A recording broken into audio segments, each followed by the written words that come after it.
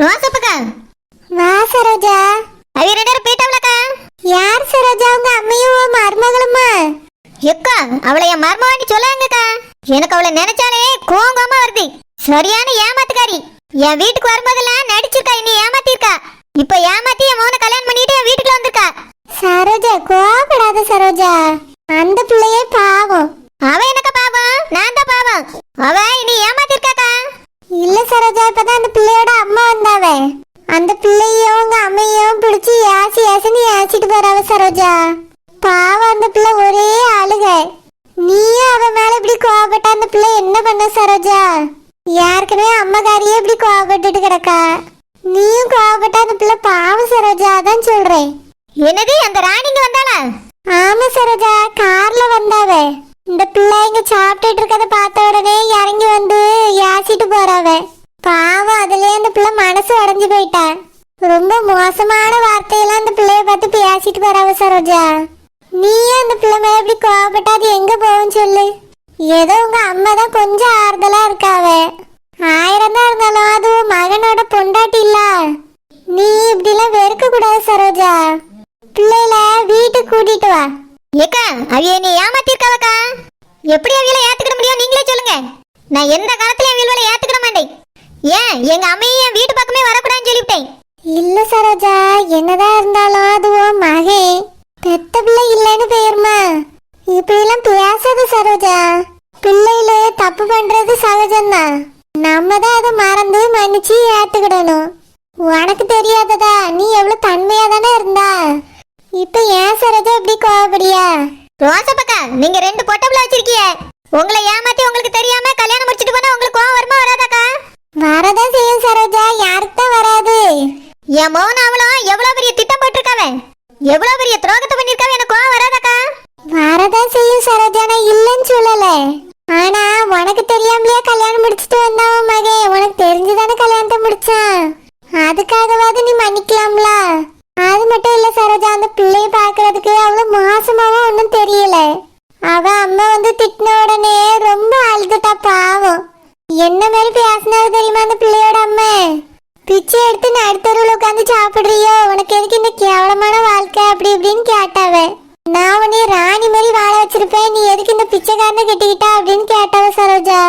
அப்படியே கேட்டா அந்த ராணி? ஆமா சரோஜா, இதை விட மோசமாவெல்லாம் பேசினாவ அந்த பிள்ளைய. என் மகனுக்கு என்ன குறைச்சலு? அவன் ஒரு கம்பெனில வேலை பார்த்துட்டு இருக்கான். அவன் மோளை என்ன நடு ரோட்ல உட்கார வச்சிருக்கான். எங்க அம்மா வீட்டுல தான் இருக்கா, அவனை கேள்விப்பட்டேன். அந்த ராணிக்கு இந்த பேச்செல்லாம் தேவையில்லாது. என் முன்னாடி மட்டும் பேசியிருந்தா நான் நல்லா கேட்டு விட்டுருப்பேன். சரோஜா, அதுக்கு தான் சரோஜா நான் சொல்றேன், அந்த பிள்ளைய வீட்டுக்குள்ள சேர்த்துக்க. நீ இப்படி தள்ளினா அந்த பிள்ளைய யார் சேப்பா சொல்லு? ஓ மைனியும் ரொம்ப கோவப்படியாவ.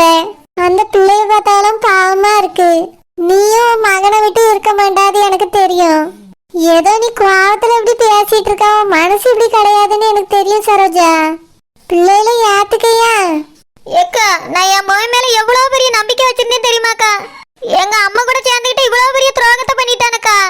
அவன் நல்லா படிச்சு நல்ல பெரிய வேலைக்கு போய் கோடி கோடியா சம்பாரிச்சு நீ கோடீஸ்வரி ஆக்குவான்னு நினைச்சுக்கிட்டு இருந்தேன். ஆனா வேலைக்கு போன பிறகு நீ நினைக்க மாதிரி கோடி கோடியெல்லாம் சம்பளம் வராதுமா, இவ்வளவுதான் வரும்னு சொன்னான். சரிப்பா பரவாயில்லன்னு நான் ஏத்துக்கிட்டேன். அதனாலதான் யாரையும் நம்ப கூடாதுன்னு நான் தள்ளு வண்டி கடையே ஆரம்பிச்சேன்க்கா. ஆனா அவன் அந்த ராணி மக கூட சேர்ந்துட்டு நான் செய்யக்கூடாதுன்னு சொன்ன விஷயத்தெல்லாம் செஞ்சுட்டு வந்து நிற்கான். அதுவும் ஏன் முன்னாடி என்னை முட்டாளாக்கி துரோகம் பண்ணி கல்யாணம் பண்ணிக்கிட்டான். நீ ஏன் அப்படி நினைக்கிற சரோஜா? ஓ மகே உன் முன்னாடி கல்யாணம் முடிக்கணும்னு ஆசைப்பட்டிருக்கான், அதனாலதான் அப்படி பண்ணியிருப்பான். இருந்தாலும் என்கிட்ட ஒரு வார்த்தை சொல்லலையேக்கா. என்னை முட்டாளாக்கிட்டாங்க, அதான் என்னால தாங்க முடியல.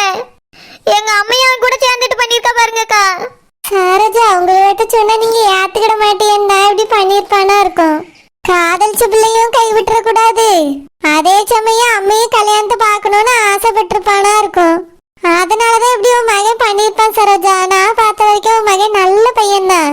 இந்த ஒரு விஷயத்துலதான் உன் சொல்ல கேட்கல, அதுக்காக நீ அவனை எப்படி வெறுத்து ஒதுக்கலாமா? ஏக்கா, எனக்கு மட்டும் வெறுத்து ஒதுக்கணும்னு ஆசையா? என் மனசுலாம் வலிக்குதுக்கா. அவன் பண்ண காரியம் அப்படி. என்னால இந்த துரோகத்தை மறந்து ஏத்துக்கிட முடியாதுக்கா. சரி சரோஜா, கவலைப்படாத. காலம் எல்லாத்தையும் மாத்தும். நீ கடையை பாத்துக்க சரோஜா. நான் என் பிள்ளைகளுக்கு இட்லியை கொடுத்துட்டு தலையை அழைச்சி விட்டு வந்துடுறியே. பள்ளியோடத்துக்கு கிளம்புற நேரம் ஆயிட்டு பத்தியா? சரிக்கா, நீங்க போயிட்டு வாங்க. எனக்கு மட்டும் என் பிள்ளைய ஒதுக்கி வச்சுட்டு இருக்கோன்னு ஆசையா? அவன் பண்ணதை நினைக்கும் போதுல எனக்கு ரொம்ப கஷ்டமா இருக்கு. அந்த பிள்ளை அந்த ராணியோட மகான்னு சொன்னோன்னு என்னால அதை ஏத்துக்கிடவே முடியல. அதுக்கு முன்னாடி கூட அந்த பிள்ளை என் பிள்ளைக்கு கட்டிடலாமனே ஆசைப்பட்டவள நான் தான். ஆனா அவ ராணியோட பிள்ளைன்னு தெரிஞ்ச பிறகு என்னால ஏத்துக்கிடவே முடியலையே. இவளாலதான் என் பிள்ளைய நான் ஒதுக்கி வச்சிட்டு இருக்கேன். பாவம் என் பிள்ளை அம்மா அம்மான்னு சுத்தி சுத்தி வருவா. இன்னைக்கு எவ்வளையோ ஒருத்திய கல்யாணம் பண்ணிட்டு அவன் பின்னாடி போயிட்டான். நான் போவான்னு ஒரு வார்த்தை தான் சொன்னேன். உடனே பேரணுமா? எம்மா நான் உன் கூட தான் இருப்பேன், நான் போக மாட்டேன்னு சொல்லி வீட்டுக்குள்ள வந்து உட்காந்து நான் என்ன பிடிச்சே தள்ள போறேன். எங்க அம்மையும் இதான் சாக்குன்னு கூட்டிட்டு போயிட்டா. எல்லாத்துக்கும் அந்த ராணி பத்தம்மாவா தான் காரணம். என் பிள்ளைய என்கிட்ட இருந்து பிரிச்சு கூட்டிட்டு போயிட்டா. இப்படிலாம் நடக்கும் தான் அவ பிள்ளை என் வீட்டுக்கு வரக்கூடாதுன்னு நான் நினைச்சேன். நான் என்னெல்லாம் நினைச்சு பயந்தானோ எல்லாம் நடந்துருச்சு. இனி நான் என்ன செய்ய முடியும்? சொல்லுங்க தே, எங்க இருக்கீங்க? அப்படியே தே, உங்க வீட்டுலதான் இருக்கீங்களோ? நான் பெற வந்து பார்க்க வரேன் தே. உடம்ப நல்லா பாத்துக்கிடுங்க தே, நீங்களே உடம்பு சரியில்லாதவிய.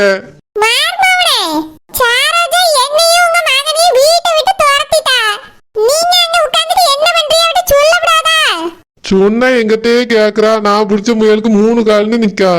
அவட்ட என்னத்த சொல்றீங்க?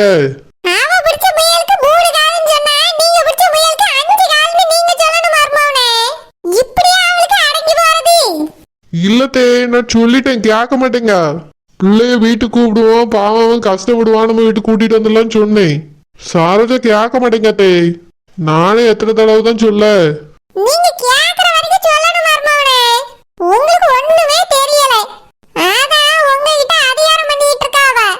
ஏத்தே என்னத்தே செய்ய, ஆரம்பத்துல இருந்து அப்படியே இருந்துட்டே மாத்திக்கிட முடியல.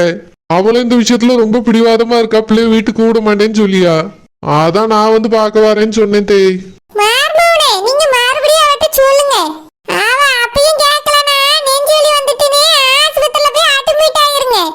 என்னது நெஞ்சு வலியா? எனக்கு தான் நெஞ்சு வலியா வரலையே தே.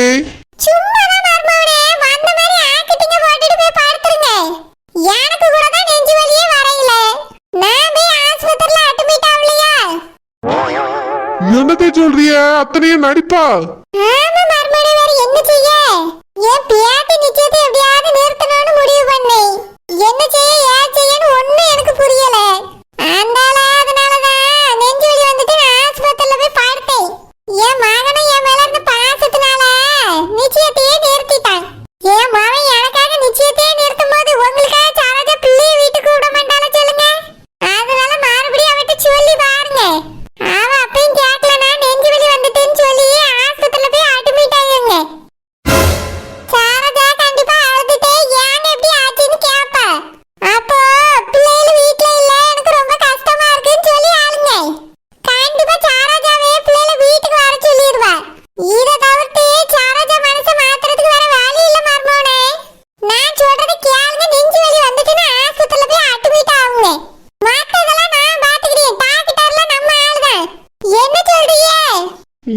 பயமா இருக்குதே.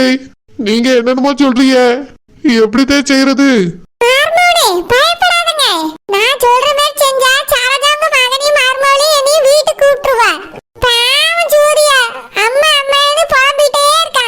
எத்தே சாரஜாவும் ஒரே புலம்பிட்டு அழுதுட்டே தான் இருக்கா. பிள்ளைய வீட்டுக்கு கூடுவோமான்னு கேட்டா வேண்டாங்க. நானும் என்ன செய்யன்னு தெரியாம யோசிச்சுட்டு இருக்கேன் தேய்.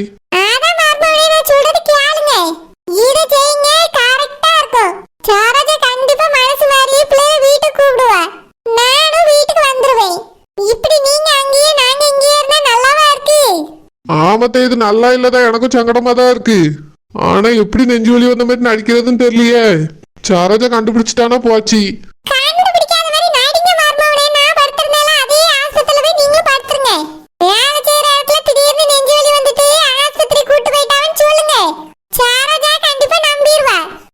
சரித்தே, நீங்க சொன்ன மாதிரி செய்ய முயற்சி பண்றேன். இல்லைன்னா சாராஜாட்ட பேசி பாக்கே. எப்படியாவது உங்களையும் பிள்ளையும் வீட்டுக்கு வர வைக்கேன் தே.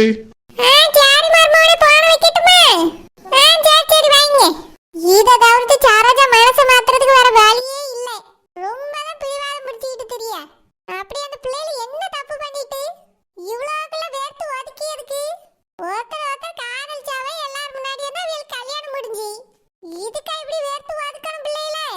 மார்மவ எப்படியாவது நான் சொன்னதை செஞ்சிருவாவே. சாராஜாவே போன் போட்டு வாங்கன்னு கூப்பிட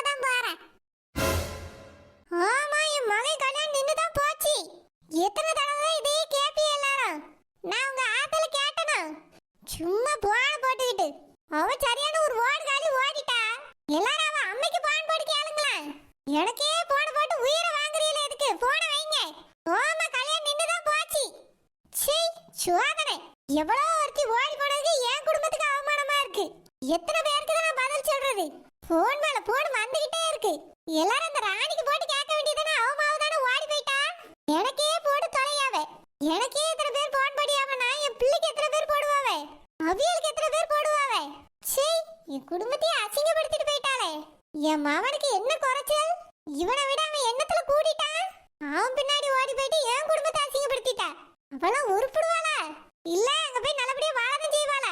அவ அம்மகாரி 50 லட்சத்தை தான் 1 கோடியை தான் ஹெலிகாப்டர்ல வரணும், ஏரோப்ளேன்ல வரலாம்னா மாப்பிள்ளை. ஆனா இப்போ ஒரு ஓட்ட சைக்கிள் கூட பிரோஜனம் இல்லாதவனுக்கு கட்டுப்பட்டு போயிருக்காவ மோவா. இப்ப அந்த ராணி மூஞ்சி கொண்டு போய் எங்க வச்சிருப்பா? அவன்கிட்ட போய் கேட்க வேண்டியது லட்ச லட்சமா தானே. சீ, அவளுக்கு பிள்ளைய ஒழுங்கா வளர்க்க தெரியல. பெரிய நாட்டுக்கே ராணி மாதிரி தான் வந்து பேசுவா. ஏனுமே என்கிட்ட வந்து பேசிட்டுமே பாத்துக்கிறீ. செவுட்டு அடிச்சு உடச்சிரி. ரூபாயை போட்டு விட்டு தொலைஞ்சாலா என்னன்னு தெரியல.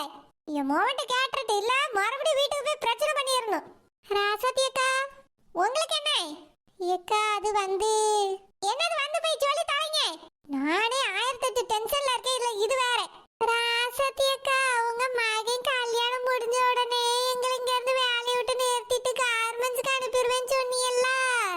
அதான் இப்ப அனுப்புவீங்களா இல்ல இங்கதான் வேலை செய்யணுமான்னு கேட்க வந்தோம்க்கா.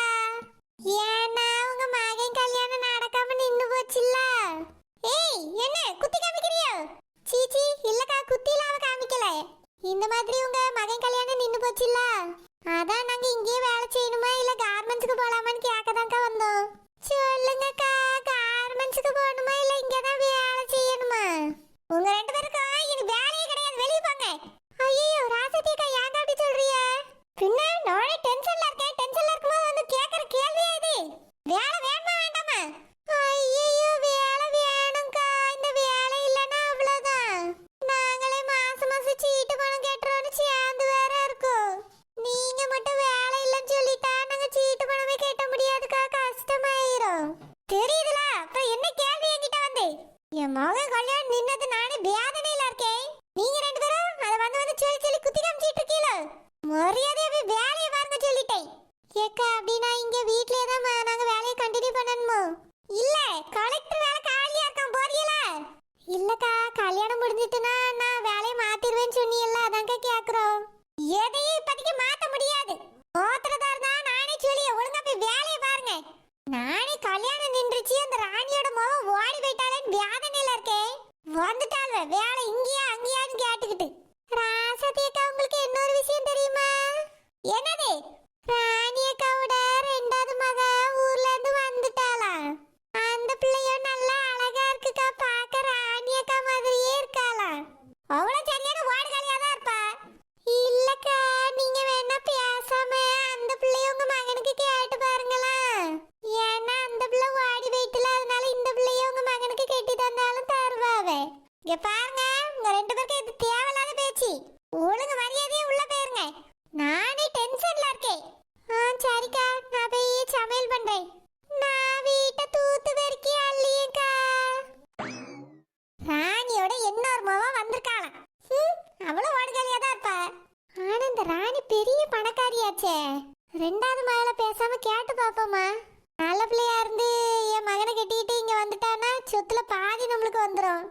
ஏன் முழுசும் கூட வரதுக்கு வாய்ப்பு இருக்கு. ஏன்னா ராணி அந்த பிள்ளை மேல கோவமா இருக்கா. பேசாம கேட்டு பார்த்தா என்ன?